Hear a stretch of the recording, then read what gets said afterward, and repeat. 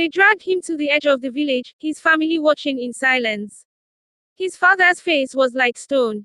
You know the rules, he said, and still you chose her. Obi stood there, dust in his hair, looking back one last time. Everything he had ever known, his family, his home, his name, was gone. All for one girl. It started months ago. Obi was from a wealthy family, the only son of a cocoa plantation owner, and his life was set from birth. People expected him to marry a girl from a powerful family, someone who could make his father proud. But Obi had fallen in love with Efe, a girl from the other side of the village. She didn't come from wealth, her family got by, barely making a living from selling yams and corn.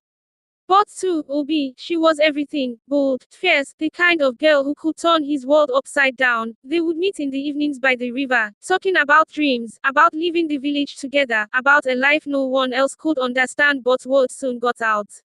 One of his cousins had seen them laughing together by the river, her hand in his. In the village, love like that didn't go unnoticed. Soon, rumors spread, and his family heard. His mother begged him to and it, telling him he could have any girl in the village. His father demanded it. She's beneath you, he said. You're throwing away your future. But Obi refused. The next day, his father took him to the elders, the decision already made. Obi's father held a powerful voice in the village, and the elders would never go against him. They ordered Obi to leave and never come back. If you love her that much, you can go live her life, his father had said coldly. So he did. Efe was waiting for him that night by the river, tears in her eyes. She didn't want him to give up everything.